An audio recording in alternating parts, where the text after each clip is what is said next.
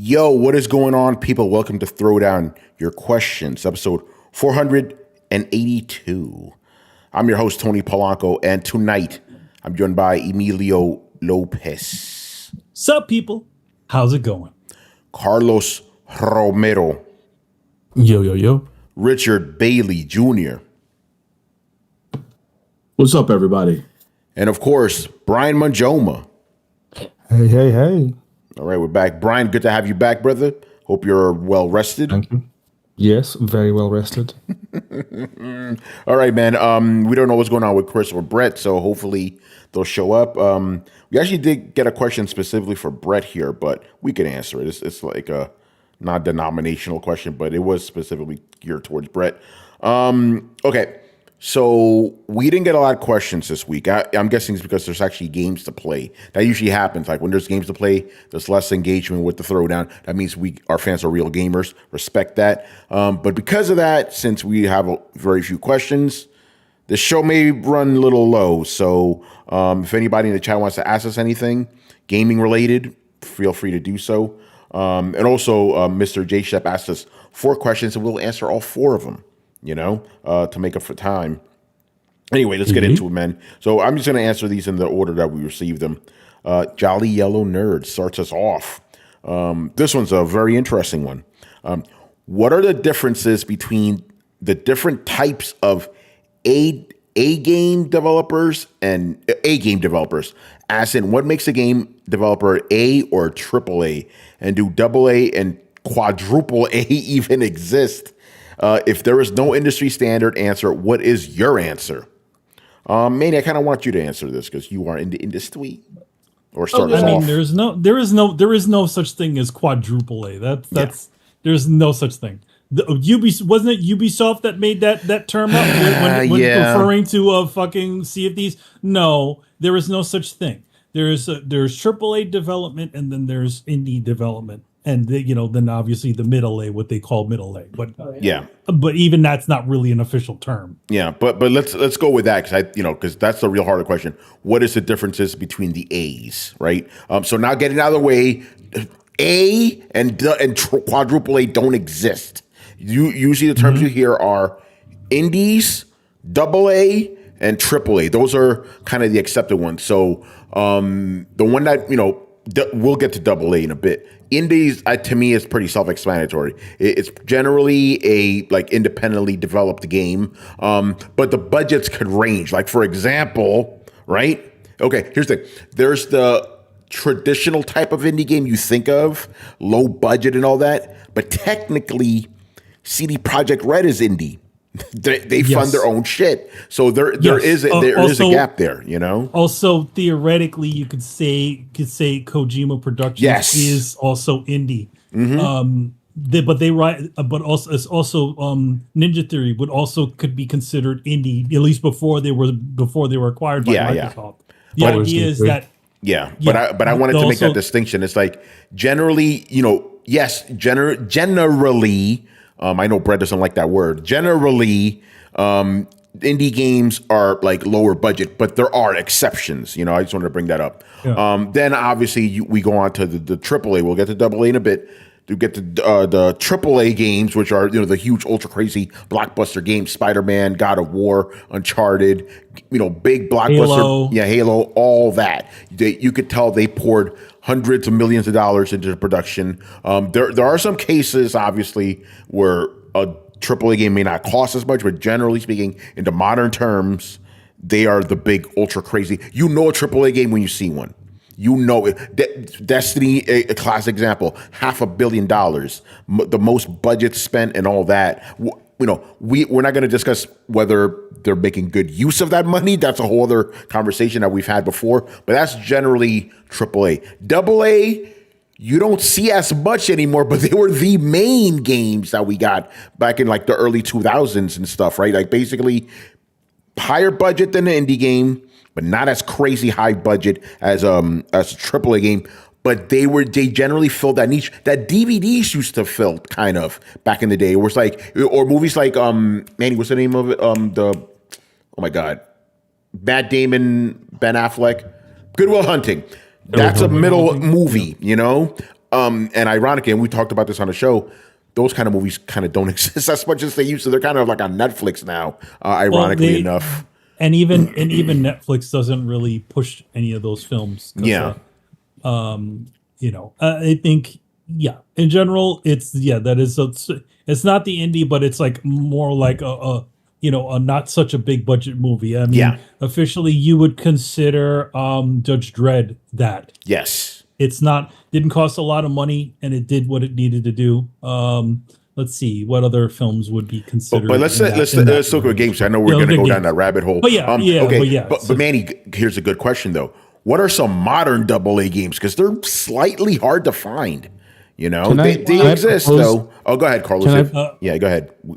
Can I propose my definition to see if you guys agree? Okay. Because this is how I've always defined it. Oh, sure, yeah. I always thought AA games are from big publishers that use lesser funds to make games.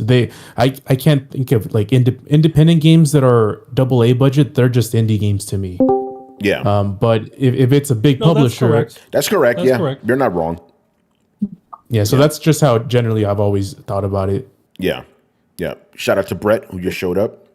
What up, people? Not much. So yeah, that's kind of the I'm trying to give the more general industry definition, but that's the way it kind of is.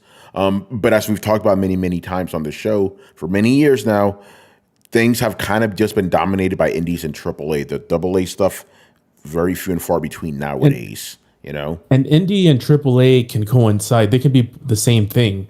It just depends. AAA is the only thing that makes AAA is the budget. Yeah, like right. You guys mentioned, you can have Cyberpunk. Cyberpunk is definitely a AAA game, but it's also an indie game. Yeah, it's both. Baldur's Gate 3. Yeah, we made that distinction earlier on. Yeah. Yep, like Baldur's Gate 3, well over $100 million budget, but it's also an independent studio, so it covers both bases there. Yeah, that's right. There's wiggle room, but again, we're trying to stick with generalities there. But yeah, I think that's pretty much. Do you guys have any, like your own version of a AA and AAA game? Because we just kind of gave the industry standard or whatever it would be. Go ahead, Brett. I'm sorry. Can you give me the technical question? I wasn't here when you asked it. Basically, Jolly Yellow Nerd wants to know what is the difference between an A game, a AA game, and a AAA game. Okay, I have thoughts. Yeah. So and his question was specifically, what is the industry standard and what is your standard? So feel free to say whatever's on your mind about this. Oh, okay, cool. Well, I think that they're pretty similar. I think an A game is probably just a heavily indie game. It's a game usually most likely made by a single person, possibly a very, very small group or a couple people working together. Experimental, think like the size of a band. AA is usually without like the aid of external funding too much, in the sense that they didn't need to go to a publisher. This might mean that they have angel investors and they've invested their own money, or they've independently gone and found people who want to invest in the project, but they haven't had to reach out to and deal with a major publisher in order to get the game to market. Now, this is getting easier when you can do things like Steam, so I think this category is actually opening up quite a bit. And AAA games are games that are usually partially or completely funded by the publisher. Sometimes the development is done by a publisher-developer combo. And that's when you get the budgets that are millions of dollars and have huge teams that are entire departments. I think the middle space is growing, and it's getting more ambiguous, though, because we see AA studios, like Larian Studios is probably pushing the bar of what a AA studio is up further, because they're independent. They don't have shareholders that they're beholden to. They don't have a publisher that they're beholden to. They can just kind of make whatever they want. But they're a team of over 400 people, which by AAA standards, it's still not a lot, but compare that to the guy in his basement and his two buddies that are trying to make a Minecraft clone.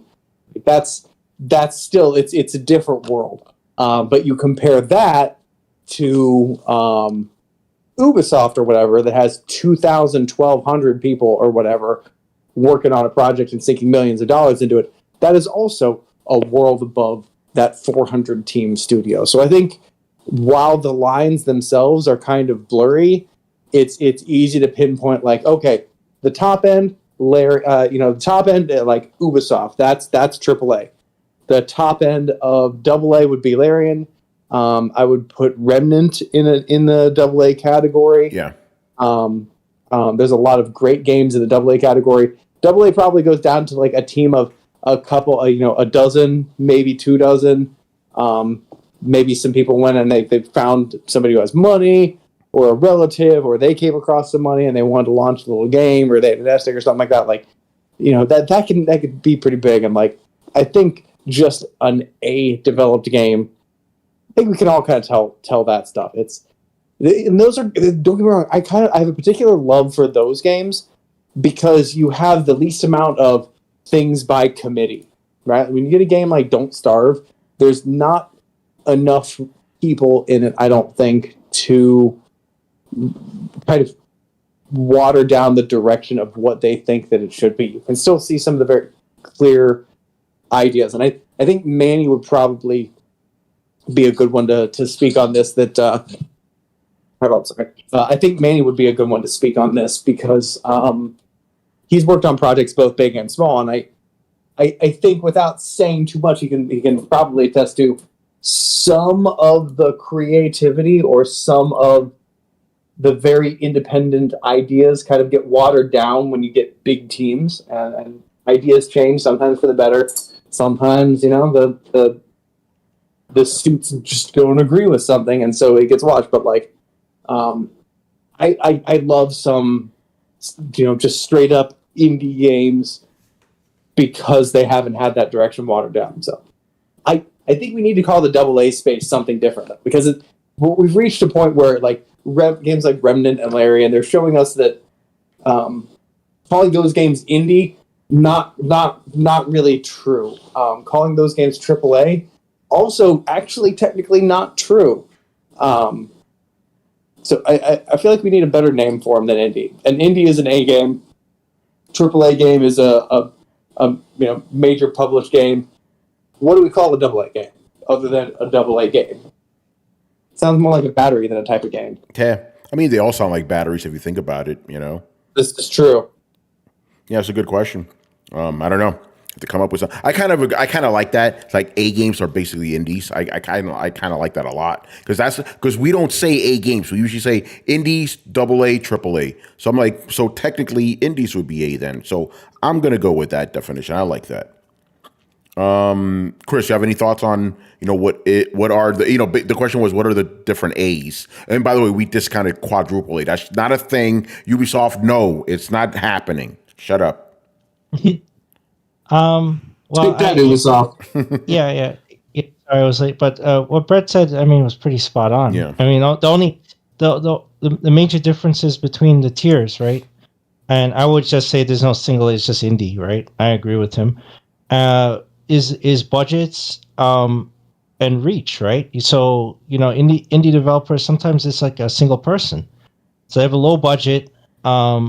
They can explore any type of gameplay they want, and sometimes they go super niche, so they have niche appeal instead of like going for broad appeal, right? So with and so that you have this unrestricted creativity and all that stuff, but you have a low scope, meaning you have to have a smaller game, and try to hit a certain market. Whereas AAA, they try to cast a wide net, hit as many people as possible in a genre, right? They're going for a genre appeal, not niche appeal. So like Call of Duty, they're going for the war guys, whatever, or Madden. You hit the guys who just play that, and you got it's niche in that respect, but it's a broader appeal, right? It's not people like sports games, and AAA games have huge budgets, right? We've talked about some of the budgets, like Destiny and Anthem. All these games have enormous budgets, and the teams are huge, right? It's like not one it's like sometimes hundreds of people. So that's where I see most of the difference, right? Is the scope and scale and the type of creativity. AAA games can't take risks too much, right? Which is why I always make the Applebee's comment. You get more of the same, right? So they're risk averse. Whereas indie games and even AA games, they'll take more risks because they'll explore more creativity. Hey, we haven't tried this type of gameplay, or we haven't tried this type of story, or we haven't explored this type of kind of action adventure story or mythology or whatever. They'll dive into all this stuff. Indie guys more so, but AAA guys, they won't take too much risk, right? Oh, people like zombies, put a zombie mode in Call of Duty, and then we'll call it a day. So that's the big difference I see. Yeah, good stuff. All right, and Brett is here, so I'm going to throw this question to you, but obviously we could all chime in because this one's specifically for you, Brett. Dope. This from Jay Shep. What are your thoughts on BlizzCon 2024 being canceled? I mean, initially, good.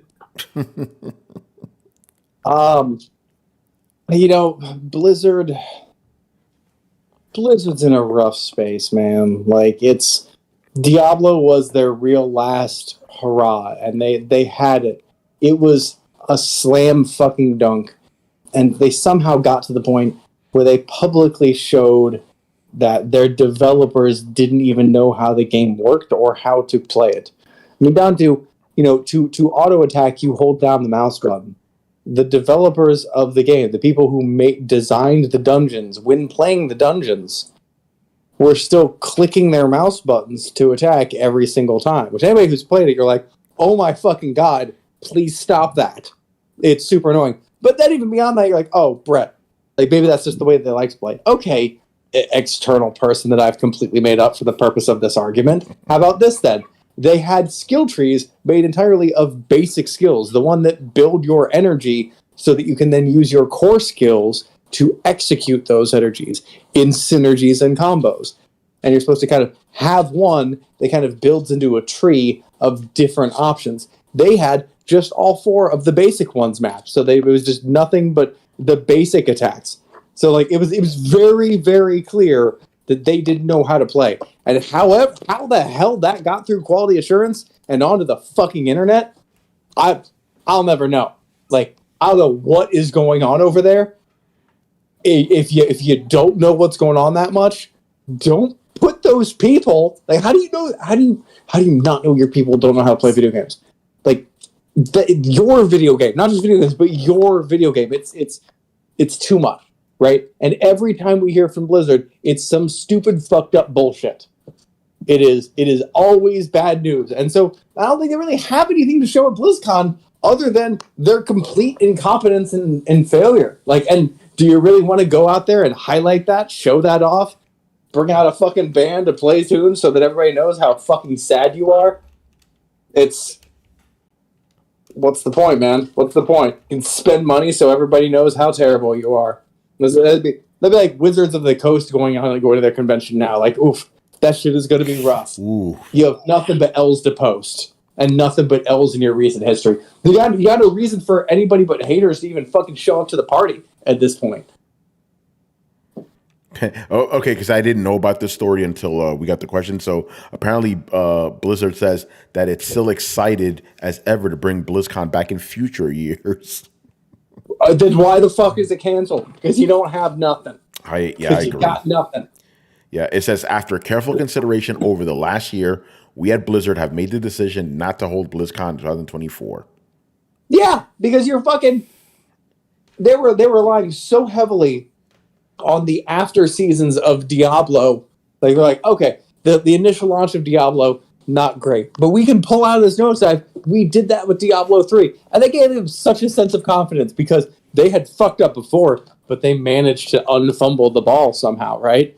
So, like, they just kind of assumed that Diablo 4 can also have a disastrous launch, and we'll call the player base back. But guess what? You haven't. The player base hasn't come back. I know, what's that? Oh, Age of Exiles 2 is coming. It was just an expansion. It was just an update to the game that was already coming. It's going to be a free update, a little bit of graphical overhaul, and they're just kind of calling it Age of Exiles 2. But no.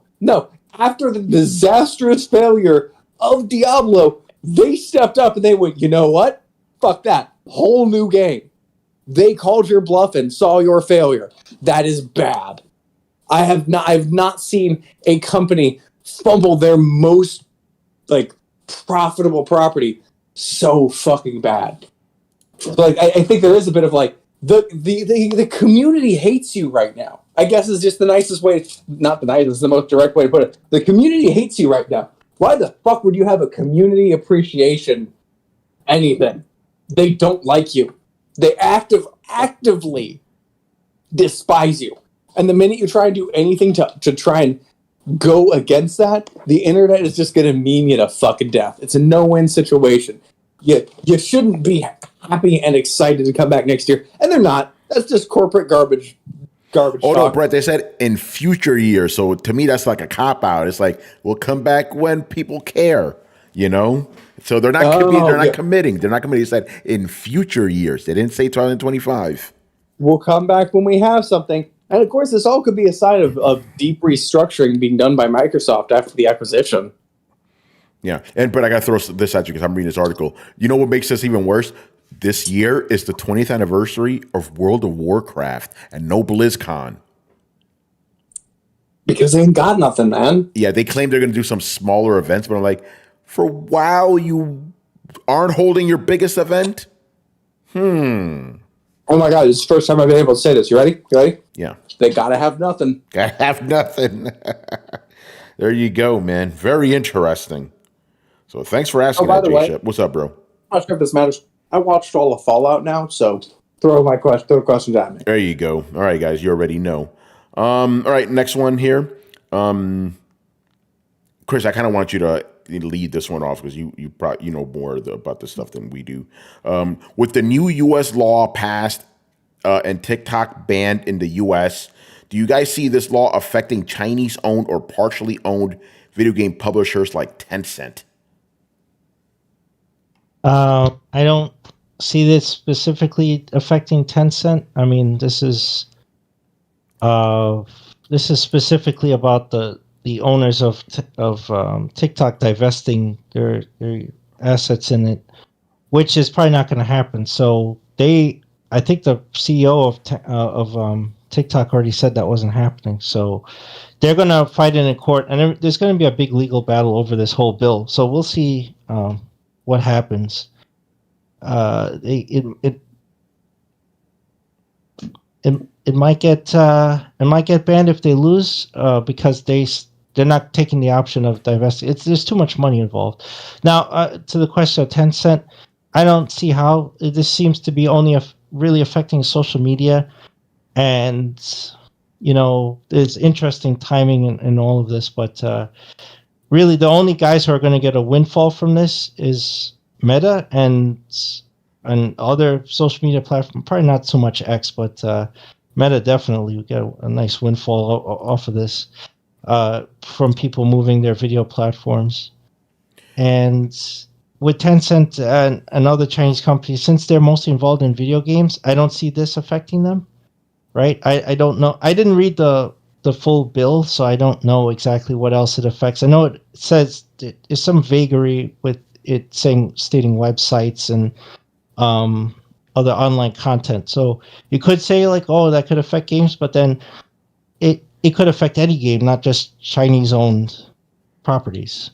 So yeah, I don't see this being a problem for them offsite. So the only guys I see a problem is TikTok itself, is those guys divesting, and they're not going to divest. They already said they're going to fight it in court. So we'll see what happens.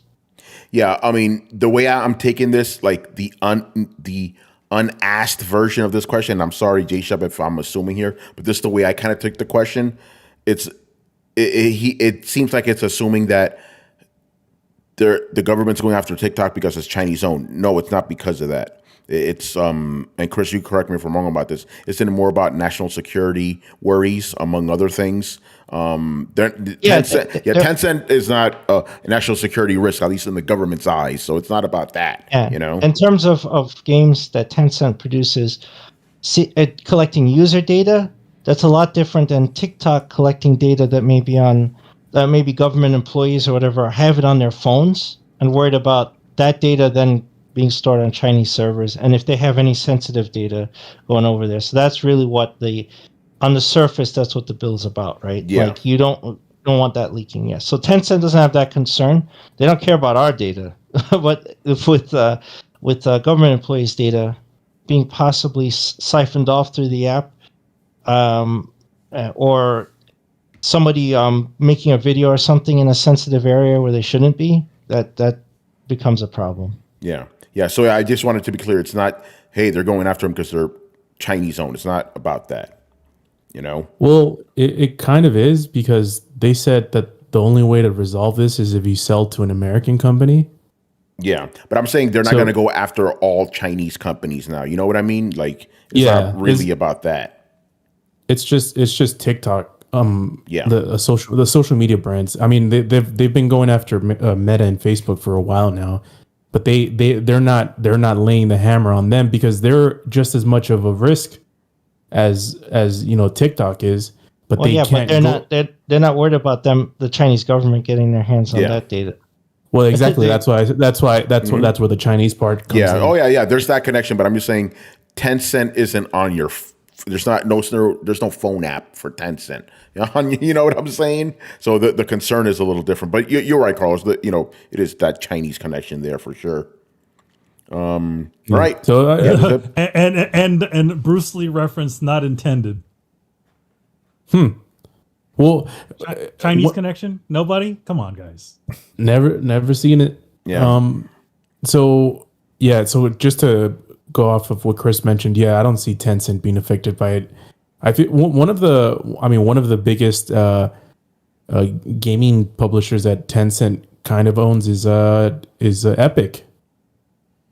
They don't own Epic completely, but they own a lot of them. Yeah, they own a lot of it, and Epic is considered an American company. So, in that way, I mean, Tencent owns a lot of companies like in similar ways. They don't really own like outright and release games like that, at least from what I know. Yeah. All right, man. Good stuff. Another one from Mr. J. Shep. This is a hypothetical one. Looking at Microsoft's financials from last quarter, what direction do you think Xbox would have taken if Microsoft had been unsuccessful in acquiring Activision Blizzard? So yeah, like we talked about on the Thursday show, basically the Xbox division, the reason their revenues were up so much is because of the acquisition. If it wasn't for that, the revenues would have been down for gaming. And as we saw, their console sales are plummeting, So yeah, he's just asking what would have happened had they not acquired Activision Blizzard. It depends. What depends on what they had in development. I mean, to be honest, I would have. I feel like they're definitely their console division would have seen its final days, and they would have probably gone full into the whole. Oh shit! Into the whole cloud. Just the cloud service, because they're not officially they're not officially making consoles. They're not paying in that money. And the other part of it is it's also like, again, like I think they would have went full force into the software range, possibly having Xbox applications running on a lot of their other I think one's on their tablet. I don't know, but I think they would have they would have divested a lot of that the physical part of Xbox. Well, Manny, I mean, you messaged us earlier today that you guys installed Windows 11. Mm-hmm. Guess what comes preloaded with Windows 11? Xbox. Yep. Xbox. Yep. You get an Xbox with every copy of Windows 11 that you got out there. Yeah, and every single time, unless you unclick it, from the startup, Xbox app is one of the first ones that comes. Always runs. Yeah, it's always running. Mm-hmm. Very interesting. I don't really, how I feel about hypotheticals. I don't really need to go into that. I mean, again, what could they have done? Well, we're only limited by the things that we sort of know and the little bit of tea leaves that we have with it, right? Yeah, it's a hard one to answer. Yeah, it's definitely a hard one to answer. But I definitely think they would have divested a lot of that stuff. They would have just ended a lot of the programs. Maybe it wouldn't have been right away, but it would probably have been. It would have probably been a little, slowly but surely, and really fully focusing on the service. Yeah. Even if they didn't have any of those things. But I also think that if they weren't able to get that, at least the Activision acquisition? Yeah, that's the one he's talking about. They had already acquired a bunch of, companies already. Yeah. So no, but the heart of the question is he's basically saying, because remember how, again, during the financials, that the gaming revenue went up because of that. So obviously it would have been down, if you take all that away, it would have been down. That's not hypothetical. That's exactly what would have happened. They did the numbers. Mm-hmm. So he's basically saying if Microsoft's revenue, Xbox's revenue, gaming revenue was down and its console sales were down this year, what would they have done? That's the kind of the heart of the question there. Yeah, I probably would have done that. They would definitely lean more into it for sure. I agree. They're already leaning into it with the deal going through. They're already leaning into it. How many games was it? 7 game. I know there's a caveat here, people, but 7 Microsoft games are currently top sellers on PlayStation. I know there's a huge caveat with that. But still, it would have looked worse than it is now. That's for sure. Mm-hmm. Couple of things there. Alex M, I will add your question here, sir. So thank you for that. And Big Daddy X, what's going on, brother? Some YouTube love. You already know, man. Good stuff. All right, and the last 3 questions of the night here, again, unless you guys have any more, actually all about Stellar Blade, people.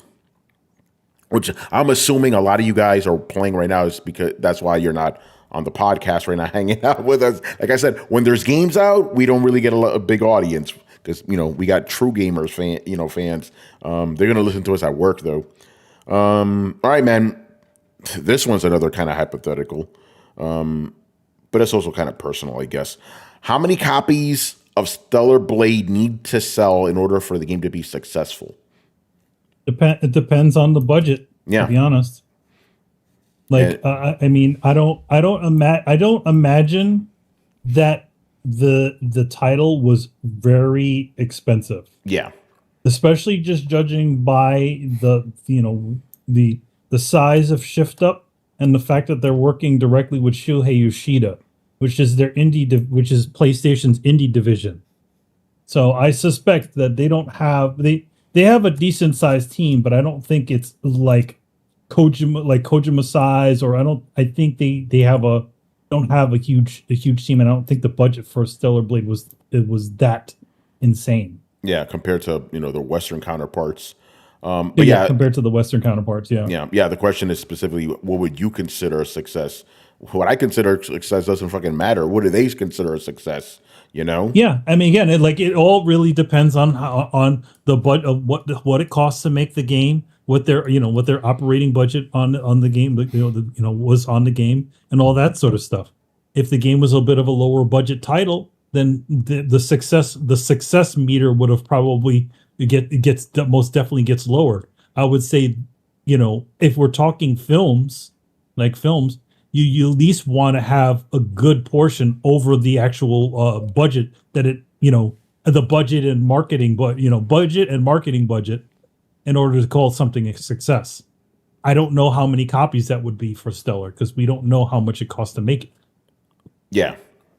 I mean, is it safe to say if they sell 10 million that's definitely a success? I mean, yeah, absolutely. I was gonna go. This is where I was gonna go with because and Brian, you could correct me on this. Isn't Sony's magical number 5 million? That's where they start tweeting. It's 5 billion or so, right? Around that mark. Yeah. So I think you consider that a success. And Carlos, you're right too. 10 million, obviously. Like, I want to see the game that sells 10 million. It's considered a flop. I don't think that's happened yet. You know, probably Square one of these days. You know, any one of the Square games, right? Oh, Carlos, I'm glad you bring that up. If this game sells 5 million, let's just say hypothetically it was developed by Square Enix, they would have considered that a failure. Oh yeah, You know, Most definitely. if this game sells 5 million, Sony is going to be shouting that shit from the rooftops. I guarantee you that. You know. But yeah, so again, just to answer the question, I'm going to say 3 to 5 million minimum. Yeah, because it doesn't look like it's the budget is pretty decent, but it's not something like crazy. So sometimes you can tell just from the way that it looks, the way that Yeah, 3 to 5 seems safe. It seems like we made more money than we spent on it. Yeah, It seems like. yeah. So that's my gut, 3 to 5 million. We'll see if what happens this week, because obviously if it does well this week, Sony will be tweeting about it. But if it doesn't, they won't be tweeting about it. They haven't tweeted about Horizon Forbidden West yet, No. Well, whatever are you talking about, Tony? Oh, man. Anybody else want to take any guesses here? I'm going to go with a slightly different answer. Yeah. I say anything above 1 million. I would consider that to be a success. Because again, this is a developer who, if I'm not mistaken, this is their first console game. This is the first AAA console game, yeah.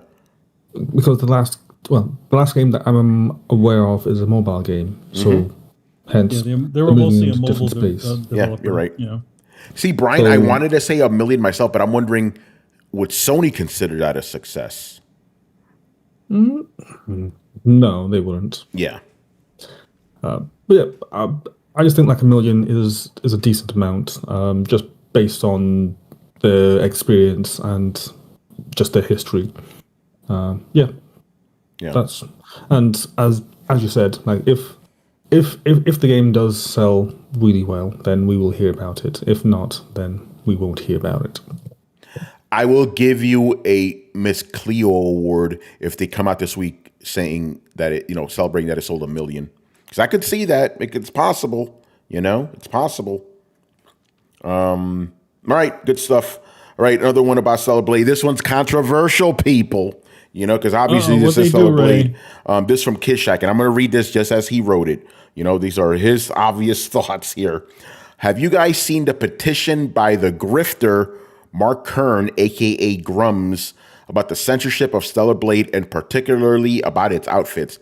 It's probably the saddest thing you'll see on the internet so far. There are videos on the petition website of guys uploading their quote-unquote concern about censorship, and you can tell that these guys have probably never interacted with a woman before. This has completely taken over the discourse of the game itself on YouTube and Twitter, and it's just sad. So that's how he feels about it. So yeah, you can't get away from this controversy. That's all I've been seeing on my timeline as well on YouTube, as well. So here's my thing.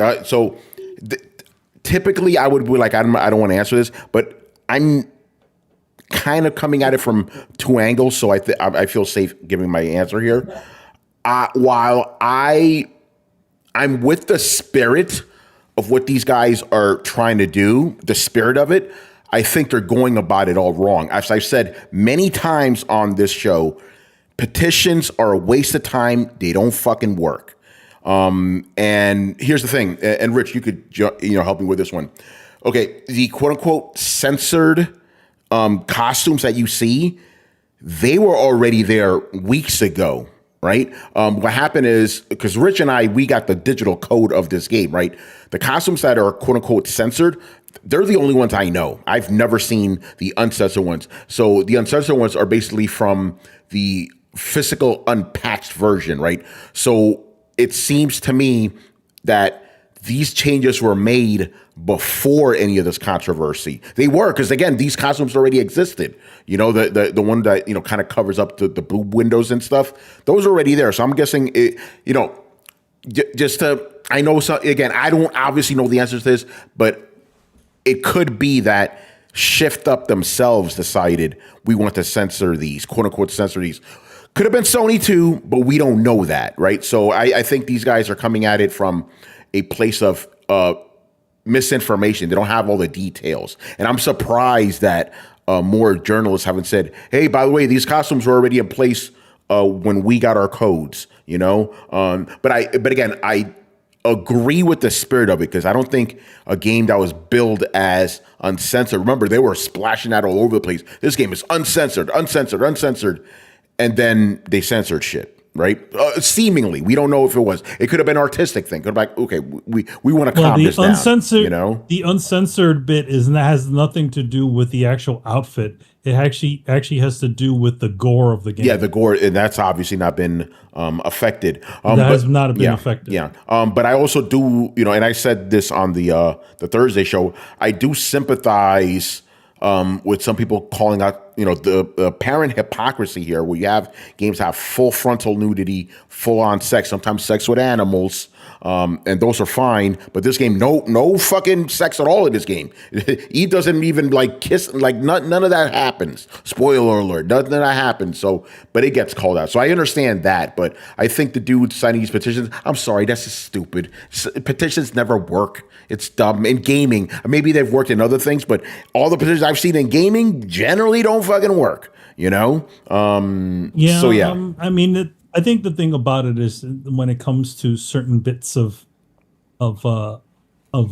censorship, I think it also has to do with context. Yeah. You know, when you look at Abby having sex, or when you look at the sex scene that's happening in the Order of 1886, and you see the dude's balls and the lady's boobs, right? Those sequences are not supposed to be titillating or sexy. And I think that's the big difference.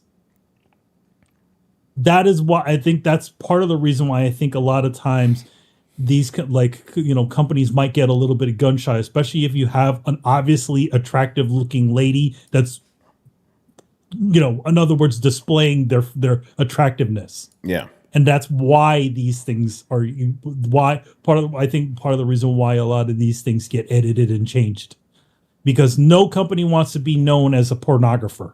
Yeah, no, I agree. And I, again, this is just me just talking. I wouldn't be surprised if Shift Up themselves go, Westerners are a little skittish about this stuff. Let's tone it back a little bit. And I wouldn't blame them.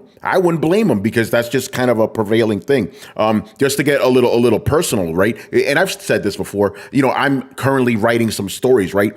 Every time I write a really violent action scene, I don't think twice.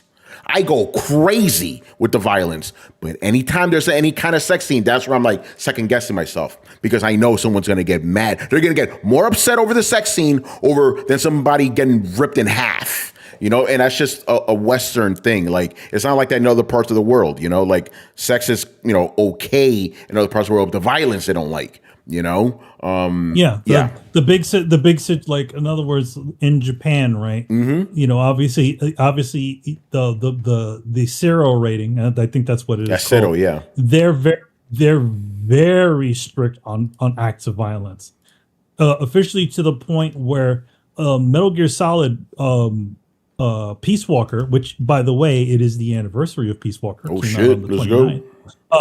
You know, that game got an alternate version of it in Japan because they couldn't, even though it was a T for teen game here in the States, the Japanese didn't like the torture that he was going through, and they were going to give it their version of the M for Mature just for that. Even though there's no blood, there's no there's no overt violence in that game. You know, not overt violence, but there's not graphic violence. It's all like, you know, it's all pretty much T stuff. So yeah, they changed it because of that.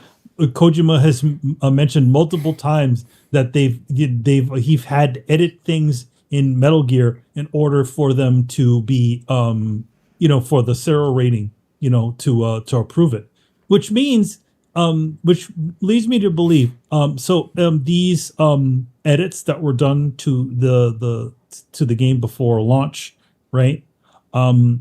Those could be region related. Yeah, they could be. We don't know that, but it could be. Like, in other words, if you have your version of Stellar Blade in region A, which I guess is the United States or any of the Western countries, the game might look slightly different than it does in other countries. There is a possibility of that. Yeah. Anybody else want to jump in on this?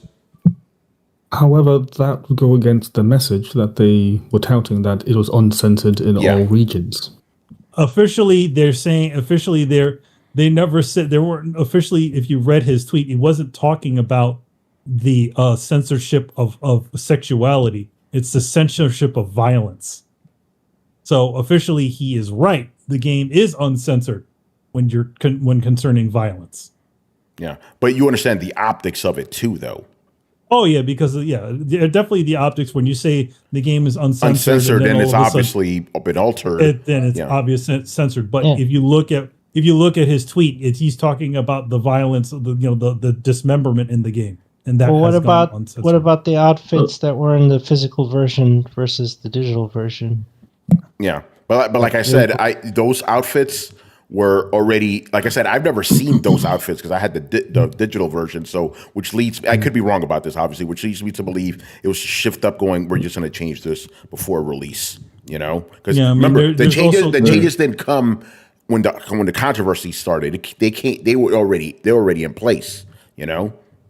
And people don't know that. Go ahead. I mean, they definitely have a bit of time. I mean, when it comes to the development of that game, they definitely have a bit of time between it gets to you as a reviewer and when they have to submit it for what's that thing for to be printed as a disc. Yeah, gold. So there might be a slight difference between them. Yeah, Rich, what's up? So I would like to make a comment officially here tonight on the Throwdown. I'm a fan of the violence in the game. This is what we call grown man gaming, right? So obviously I don't have any issue with it, but if for those that do have an issue with that, it is what it is. I do agree with what you said, Tony. I don't believe the petition will work. But the other thing I wanted to say about this game is the controversy behind it. I think it's very unfortunate because you saw, but even before this game came out, you had other reputable sites, one site in particular that has a branch in France, already talking trash about this game, saying the sexualized doll, and not knowing a damn thing about the history of the game, the people working on the game, or what the actual game is. So I am annoyed about that because there are some people that are looking at this game. They saw the reviews last week, and I do want to say you made a very good point, Tony, which I laughed at. A lot of reviewers, you could tell they wanted to hate this game, but they all were saying, it's a good game, but finding excuses. So I do think it's unfortunate with the controversy because it may deter some people from checking out the game. But as I said on Thursday's show, people need to play the game for themselves to see this is actually a really good game. And I would argue it's definitely, in my opinion, one of the best surprises that Sony has had this year in terms of it being a console game on PS5. It's not a remake like Final Fantasy Remake. There's no shade to that. But this is a new franchise if they decide to make other games. So it's unfortunate that it's in this light with the controversy stuff. Yeah. Chris, what are your thoughts, man? I know you've been seeing this shit. Yeah. Well, no, I agree with you. Petitions don't work, and it's a waste of time and energy for that stuff.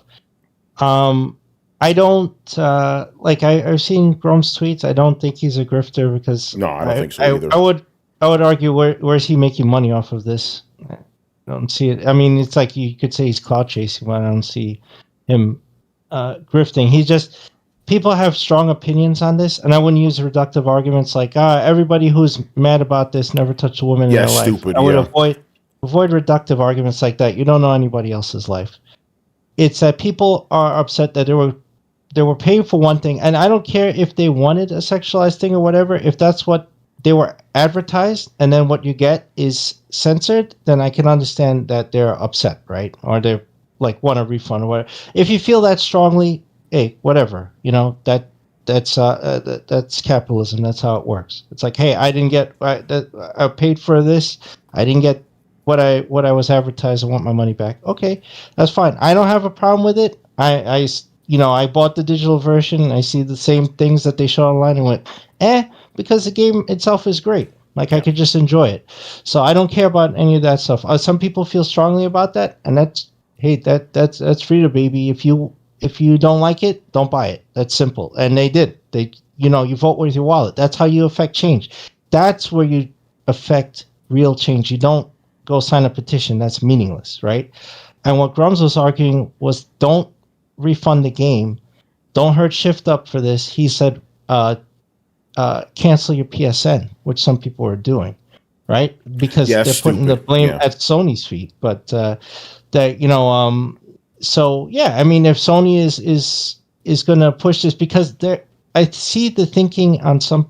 So I've seen some people say like, hey, if Sony can affect this kind of change, then they will just keep pushing for more and more censorship and more things, except where they want to be, where the things they want to do. So like Tony said, Last of Us having a sex scene or whatever, or Baldur's Gate, that's fine. Jin's bare ass is fine, but don't show sexualized women. That's bad. And it's like, well, no, this is ridiculous. It's either all or nothing. Either it's all on the table or take it all off the table, right? And people can buy whatever they want. They can get guilted into playing or not playing a game one way or the other. So I agree with the points made, but I just would say you don't know why people are angry at this, or don't make assumptions about people, right? And just enjoy games or whatever. Before the next person goes, just because I need to jump on that point, Chris.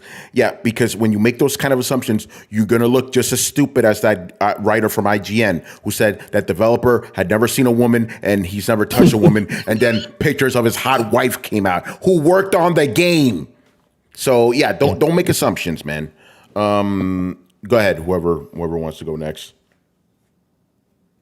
Yeah, I just was going to throw in real quick the last point that Chris made about the people that see this comparison make these comments. The funny thing about the people who are talking about the character is over-sexualized. As we spoke about on Thursday's show, Eve is very self-aware that she's not trying to be sexy, not looking for any type of relationship. We talked about when you go to the shop, and you can see that the woman is hitting on her. And she's like, oh, she doesn't want to have anything to do with that. And then there was another scene I recall where Eve doesn't like swimming. And she makes a comment about, oh, I don't like to get wet. I do not want to get wet. So it's kind of like it's a joke, but the character is very self-aware that she is not trying to even think about love, sex, any of that other stuff. But it's funny that people see this and instantly they're thinking about this enough to say, okay, we have to make this a big controversial thing. So, she's not like a Bayonetta. She's not like aware of how sexy she is, and she's not using it, obviously it's for Bayonetta. It's almost like a joke that she's, that she knows what she knows, right? Rich, that's a good point. The only person in the game that even points out that she's hot is the shop owner, Yeah. And Eve's like, you better stop talking to me like that. She says like, don't talk to me like that, hell, the only time like Eve even is concerned about her looks is when she's like, what do you mean my hair looks dull? Can you make my hair look better? To the hairstylist. Yeah. That's literally the only time. So I'm like that shit is tame, man. Like obviously the fucking developers knew what they were doing with all those ass shots, obviously. But like within the actual game itself, there's no sexualization. There's no relationship stuff. There's no bears getting fucked. None of that stuff is in the game. Hey, I'm sorry, and I have to do this every single time we talk about this controversy, right? I said on Thursday show and I said in a previous show, right? Again, I find it very funny that IGN France writer said that stuff when he looks like a guy who hasn't touched a woman in a while. Maybe that's assuming too, but I'm just saying, bro. Maybe you shouldn't be talking all that shit. Very, very insulting what that guy did. Yeah, I mean, and then a half-ass apology he did after that. Bro. And then the other thing about it is like you see this happening, or you see these guys doing this stuff, and they're not like it just I don't know, it just seems so weird how very heavy-handed people are, certain people are when it comes to people from Asia. I don't know what that is. Yeah, I mean, that's something we've noticed for over a decade now, longer you'll literally seeing browbeating people from there because their games are a lot more to the point and are more for a lot of times end up being targeting specific audiences that like that sort of thing, but yet in all the people come down on them. It's like they're looking for a specific audience that probably isn't you. Why do you need to comment on this? It's a good point. Yeah, it's crazy, man. All right. Anybody else have any thoughts on this? Yeah. So I think what I think is this is unfounded. So I have to put that out there first, I guess. That potentially this is as Sony trying to interfere with things, and which I believe is very fascinating, because if the version on the disc didn't have any of this, then as Tony said, this must have happened between when the disc was made and post-launch, which, as far as I'm concerned, that's when Sony can have their say about yes or no, and that's when the whole certification process would happen. So what I believe is Sony did see a few things and say, okay, you know what, we can't have this. And the thing that really gets me, the thing that is evident of this is the fact that the censorship or the alterations, let's call them that, I guess, the alterations all seem to be the same thing, in that it's covering up the cleavage, which is, again, which we've seen and with other games. So to me, that does indicate that this is Sony trying to interfere. Why they're doing this? It could be because of their own ideas or their own process or something. I have no idea. But to me, it indicates that this is Sony interfering. And why they're interfering, I have no idea either. But I'm more on the side of I don't think this was Shift Up's decision to make. And we'll just see what happens. And the whole thing with Mark Kern and whatnot, I think it's fascinating that he seems to be the only one that's actually documenting this. Yeah. Like, none of the actual journalists are doing anything, because obviously they would rather not do this for various reasons. So I think it's fascinating how we actually have a person who's willing to take his own time out to actually document and investigate these things, whereas the people that we call journalists aren't doing that, so that's also quite fascinating. Again, you can agree with them or disagree with them. I think that's irrelevant. Like, if there was someone else from IGN doing this, I'd say, okay, cool, someone is actually investigating this and, again, getting to the bottom of things. But they're not. I for one, chances are I'll just buy the physical edition, because I honestly do not agree with this, because I think it's just nonsense. Again, as we've said many times, it's one of these weird Western sensibilities where you can rip off a guy's head and shove it down his neck, that's fine. But yeah, the second you show a boob window, everyone just falls over and dies, It's very strange. It's like, it's boobs, like they are natural, Yeah. Shout out to Janet Jackson. Yeah, shout out to Janet Jackson. Oh my God, that nipple slip and the country loses its mind.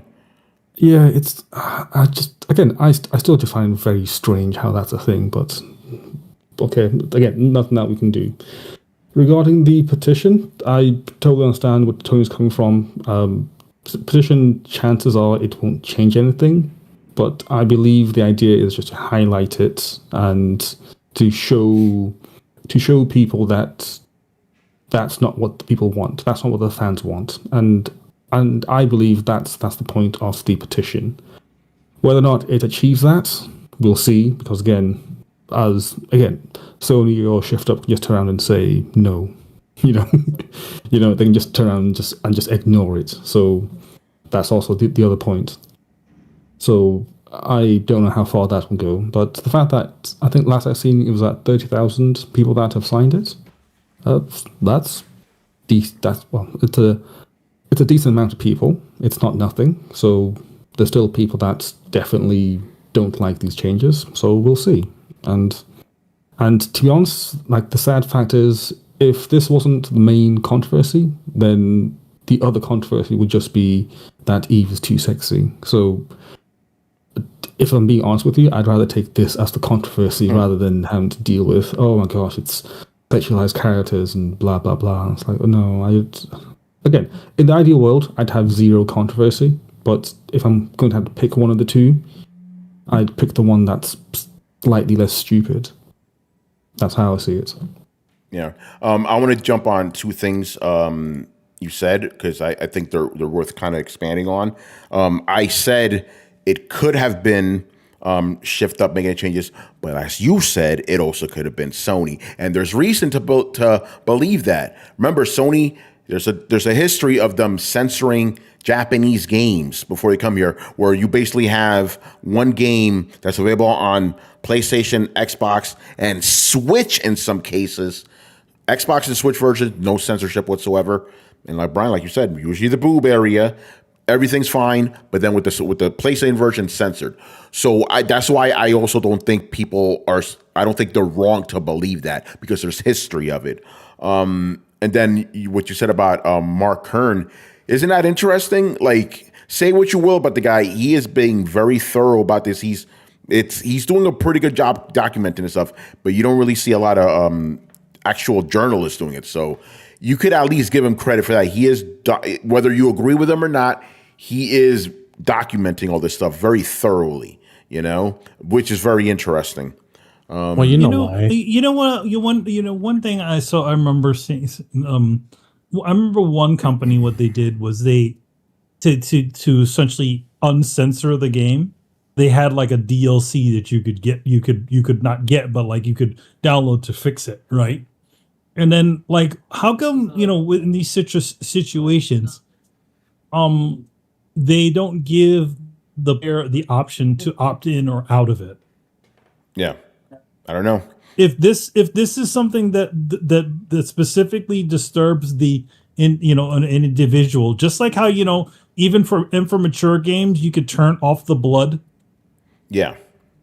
Like, okay, if this is something that seriously bugs you, then why can't there be an option that allows you to remove it if you don't, if you don't want to see, if seeing cleavage is an issue for you, then yeah, you can turn the thing, or turn off the slider, and then you're good to go. Yeah, Carlos, you going to say something?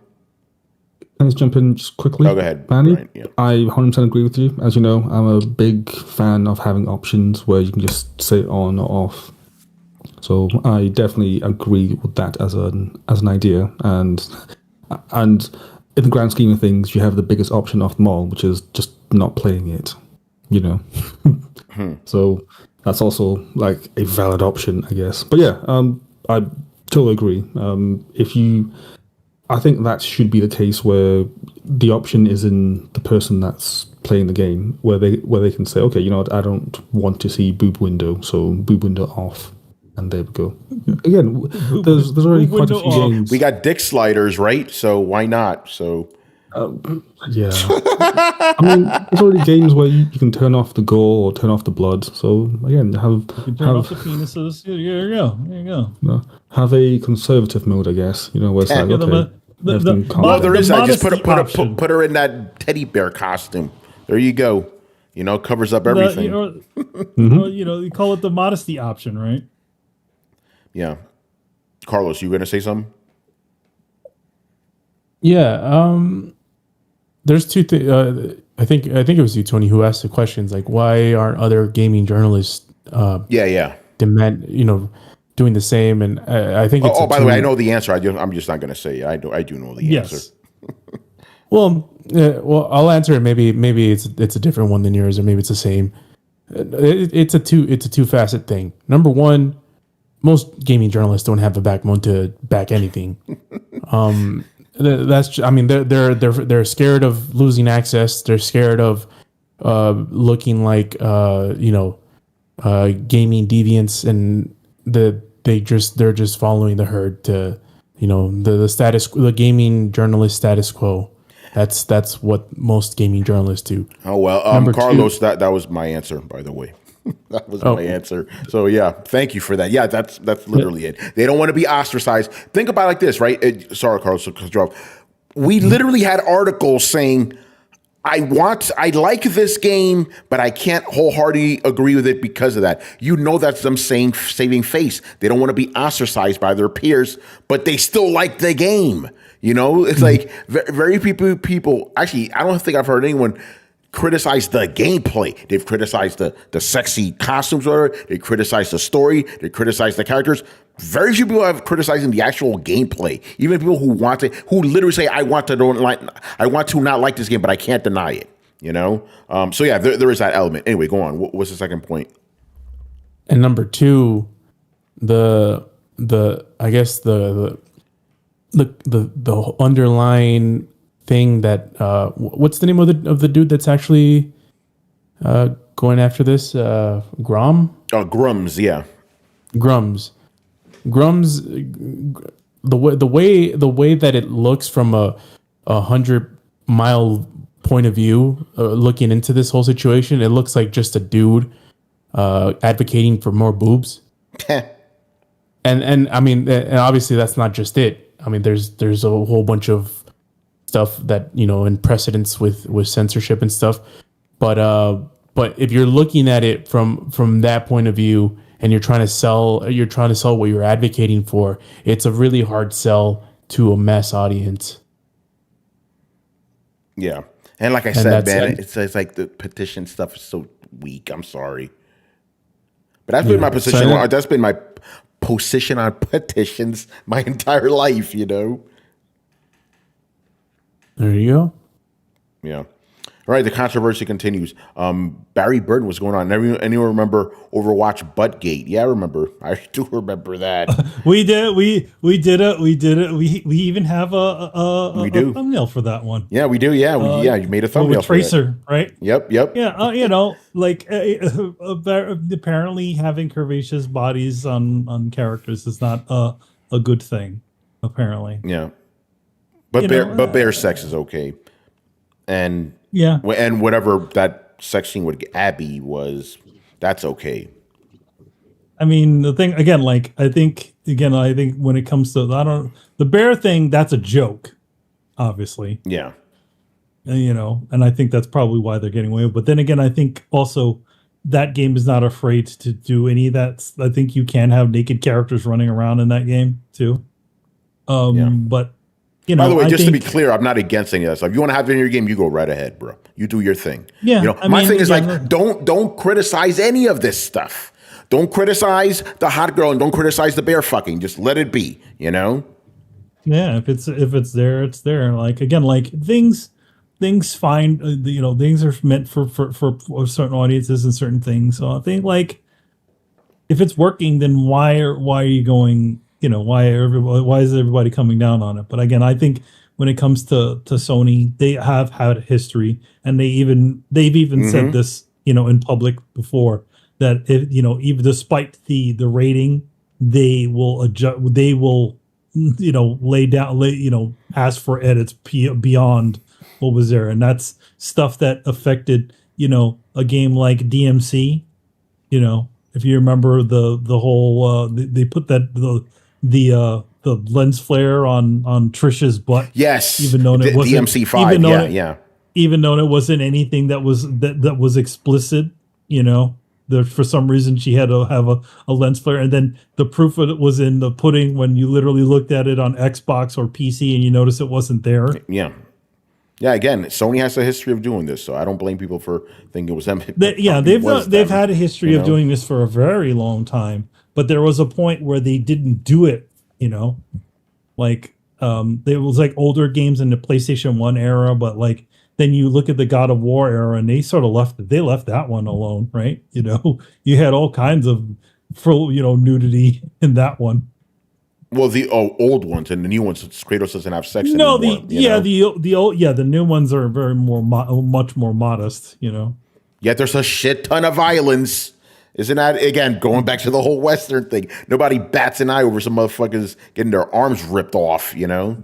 But if you saw a nipple, hold up, bro. What is that nipple? You know? I mean, there are characters in the original God of War that they what was it, the three sisters in God of War 3? Right? They're just topless. Yeah, that, you know, I mean, Kratos was getting it in every single one of those games, you know? Yep. That's how it was. I guess Sony's better than that now, right? Yeah, exactly. Yeah, Aphrodite showing off by the way, two very interesting depictions. Aphrodite from God of War and then Aphrodite from Hades, which was okay. You know, she's ass naked. That's fine. They were okay with that, you know? But no, it's evil. Oh, they can't be having that, bro.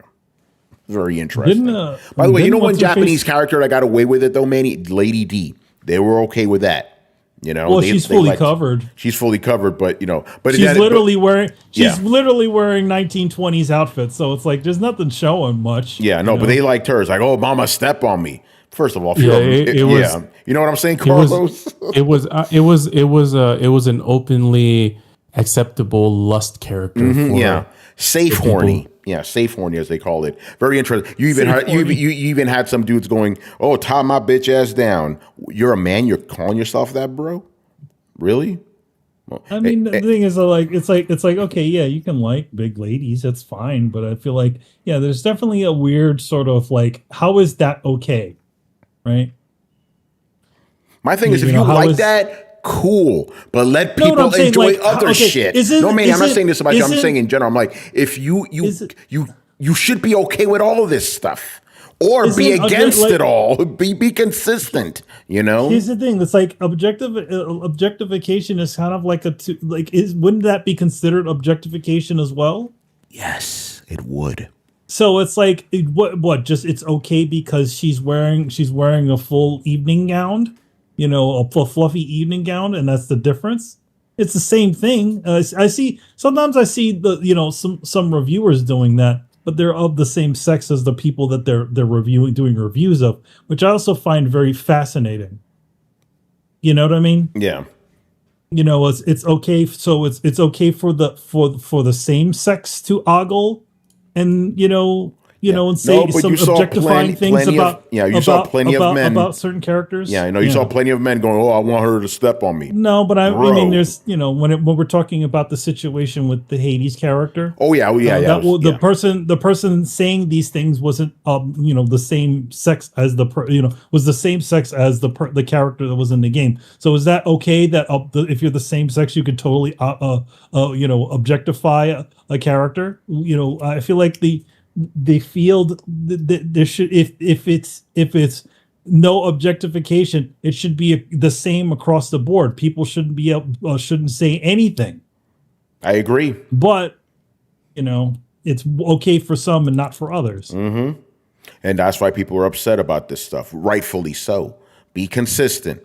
That's all people are asking for. Be consistent. All right, man. What's up? Go ahead. No, I was gonna say yeah. Yeah. Consistency. Oh, yeah. Philly Fred, you already know, man. When it comes to PC, get ready. Host mods, bruh. Oh, yeah. Oh, boy. There's going to be a little bit more to Eve on the PC. She's going to be less, is ass naked, Oh, nude mods. All right, man. And the last question of the night. Which Blade, this is from Alex M., which Blade exclusive will be more successful in 2024? Hell or Stellar? I like this question. I like the way you phrase that. Hell or Stellar? I mean, Stellar Blade's going to sell more than Hellblade because Hellblade's not going to sell because it's on Game Pass, as we've talked about on the Thursday show. That's it. That's what we were talking about on the Thursday show. Yeah, like that's the one caveat when it comes to that. It's like, okay, it's on Game Pass, so is anybody going to buy it? Because that's the thing that makes money. Actually buying the game. I could see, here's the thing, I could see if Game Pass was like everybody was in it, like in other words, as soon as they release a game everybody jumps on it. But they've even said it in their financial reports. It hasn't really gone up or down. It's stagnated. The same. Yeah, it's stagnated. Yeah, go ahead, Rich. Rich, go ahead. Then you go, Carlos. I just would like to make a comment and say that Hellblade 2 will be successful in at least one category, and that is engagements, because that's the only stuff that Microsoft reports on now with Xbox. We had so many people playing this game. No number, no talk about profits, nothing. So it will be successful, but I agree 1,000%. Stellar Blade definitely is more successful and is going to make more money.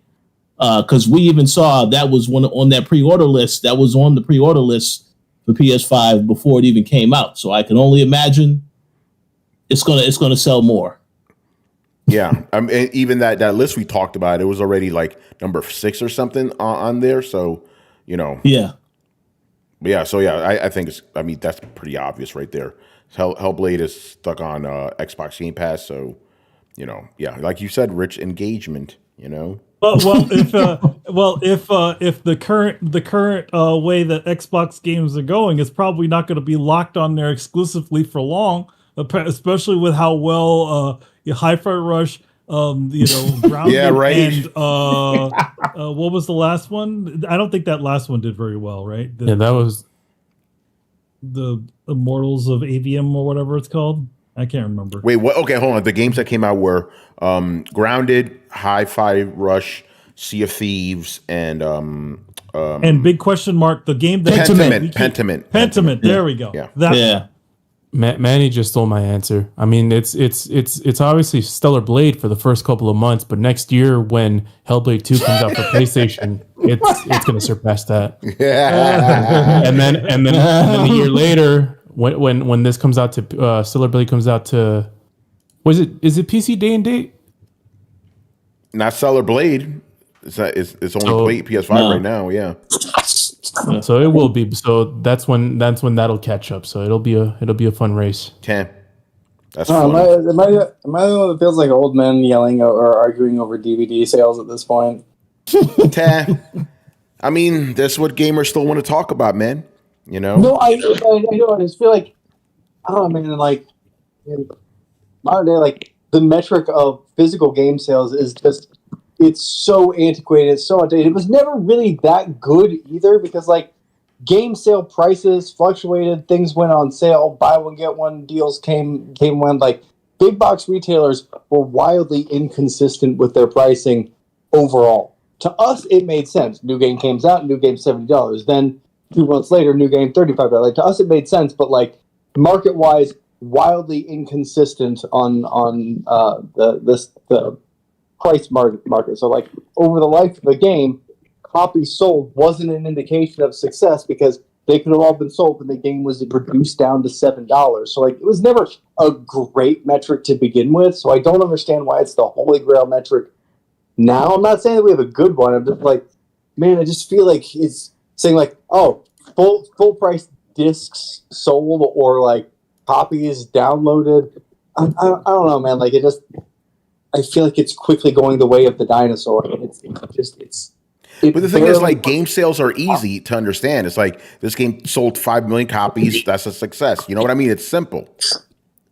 Yeah, but in a world where we're starting to have streaming services, it doesn't matter or make sense anymore. Yeah. So do you think it's like comparing apples to oranges with regard to PlayStation? Because PlayStation is still about game sales and Xbox is still about engagement. So you think it's like an unfair comparison? I think it's getting there. I think that right now it's starting to be a weird metric, and every year it's going to get weirder. Right now, I think it still technically works, but barely, and like that's the problem. Like, you can use game sales kinda to measure, but like, will we be able to tell with Hellblade? No.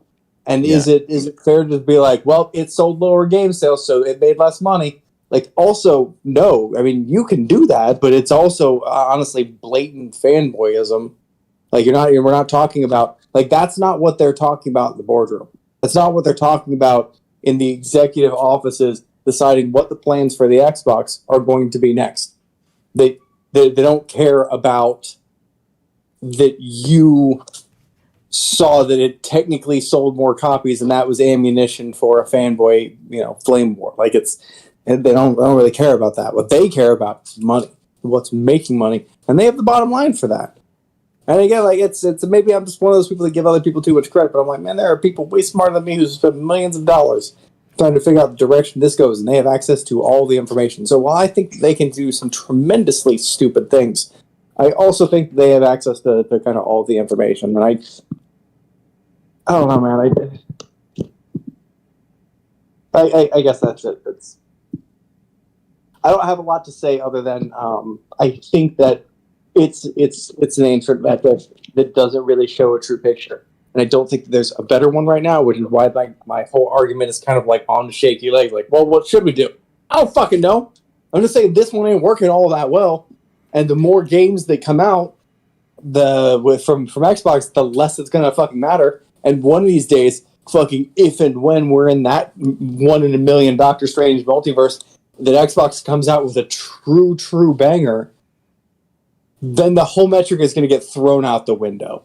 And I don't know if I necessarily, me personally, want to wait until that day happens to change my mental mindset. And that's really all I'm saying. Like, hey, I should probably prepare myself for, like, the future to happen instead of just kind of, why are going to use it this way? And maybe people are probably going to take that to think that that's somehow I'm an Xbox fanboy because I don't believe, like, I do believe that Sony is selling more of literally everything than Xbox. So, like, if we could nip that in the bud, that'd be fucking great.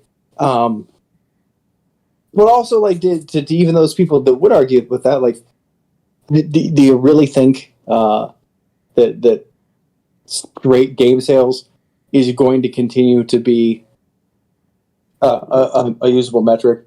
Do you look at things like Netflix and Hulu and go, that's never going to happen to video games? Like, do you think video games are like and maybe you're right if that is there. Maybe there's something that will keep it from following the way that other media has also went. But to me, the writing's on the wall, right? Like Xbox and PlayStation and eventually even Nintendo are going to kind of follow towards this.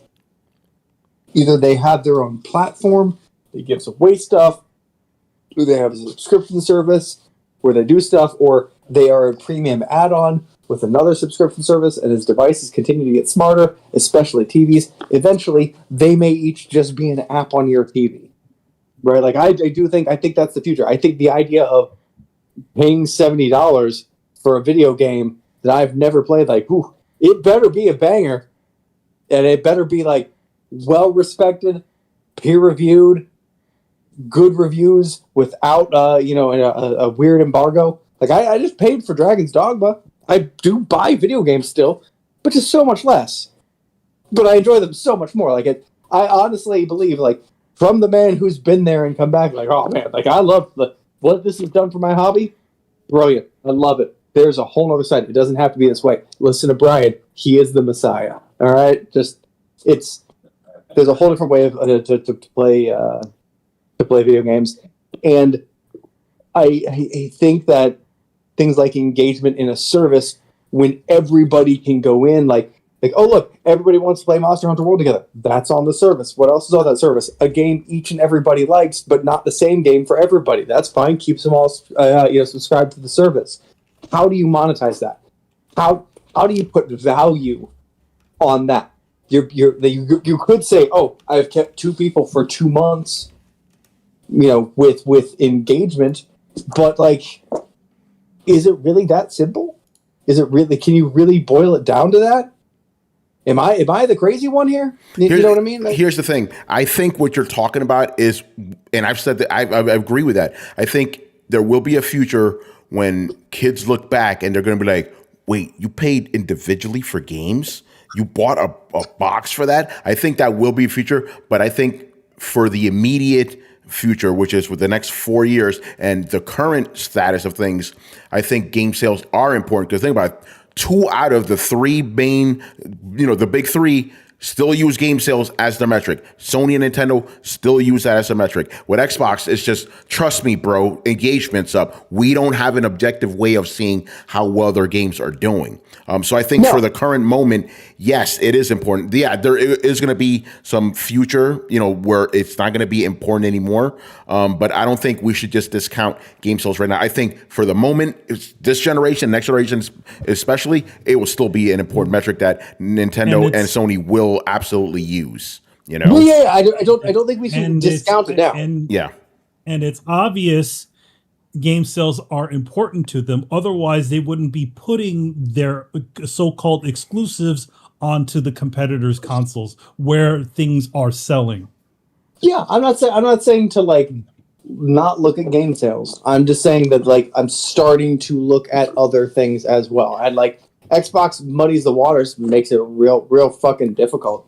But I don't think that you can just straight look at if a game comes out on Game Pass and it's wildly successful, it may still not show a lot of sales. It could show a lot of subscription. It could show a boost in subscription to Microsoft. It could make them millions of dollars, and we could see that it didn't do dick. So I'm just saying it's inaccurate. I'm not saying we should move to another metric. The market isn't there yet. I think definitely the metric. If somehow during those releases, right, when those games came to the Game Pass, and then let's just say for the sake of conversation, the subscriptions doubled because these games were on there. Like we thought Starfield was going to cause was going to balloon their service. It didn't, but it really didn't do anything. But I mean, and I think that's what we're hoping to happen by having a lot of these big titles on there. But I think it's even like their financial said, they just sort of they've reached who they're going to reach, at least for now. So it's okay, what do? We got to make this thing profitable. Obviously, we're keeping the lights on with having, we're just having consistent subscribers, but we need to expand that. Yeah, well, they need to increase their market share. They need to sell more goddamn console. They need to do that by making a banger fucking game that moves consoles. So just the way is clear. They just haven't been able to fucking do it yet. Yeah. So again, console sales were they down 23% this last quarter? And there's a reason why. Like we always keep saying, where are the games at? If you have games, people will come. Microsoft, they just need a banger. It's really bangers at this point, Well, and honestly, I don't think this late in the console generation, even one or several bangers, they would help to help redeem the reputation for the next time console, generations refresh. But once again, they find themselves in a situation where it's too late to save this generation. You can start investing towards next generation.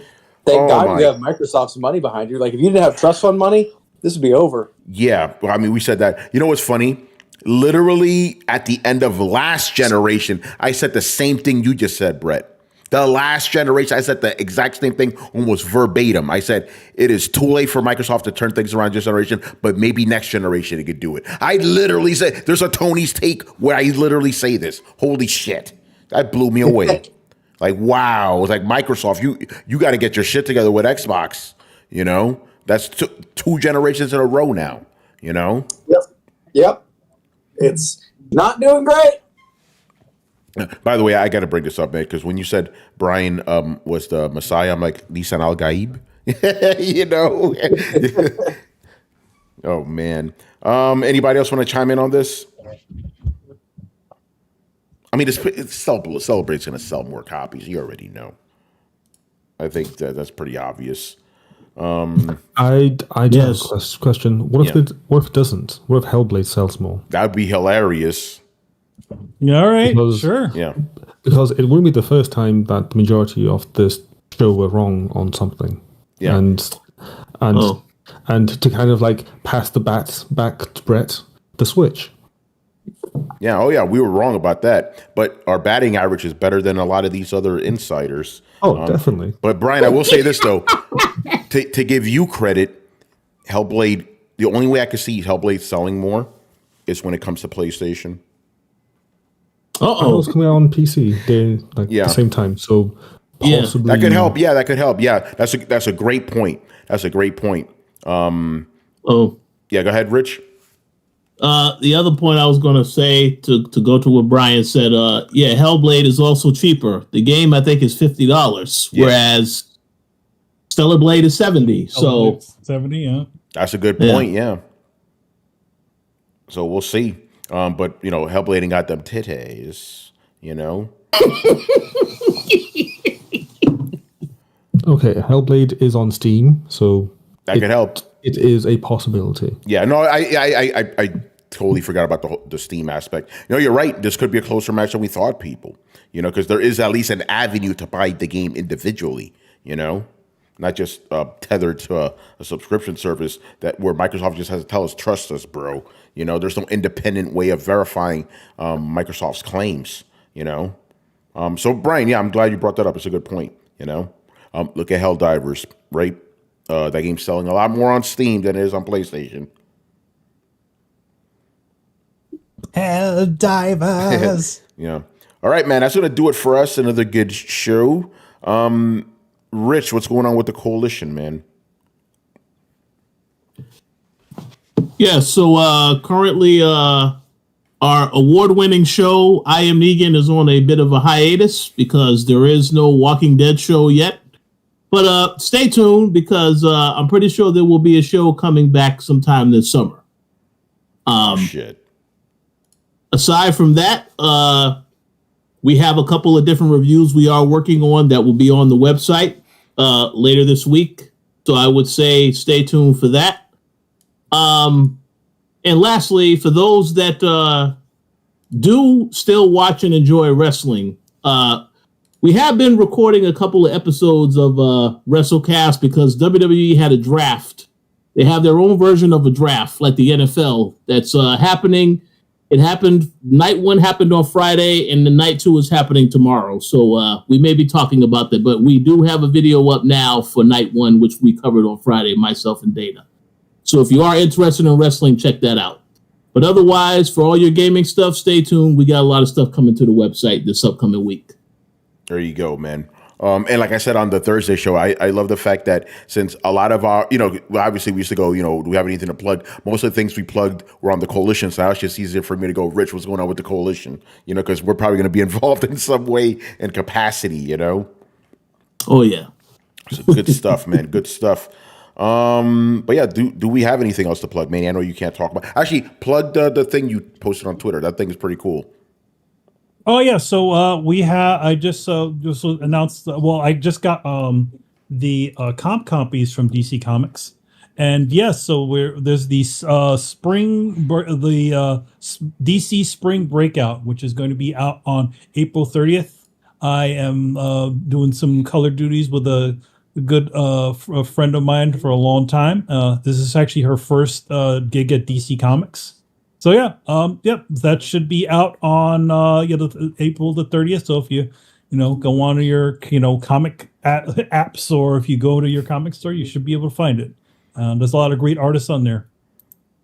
Yeah, Barry Brigo says Lucha Underground back yet? Asking for Adam. I don't think that's back, man.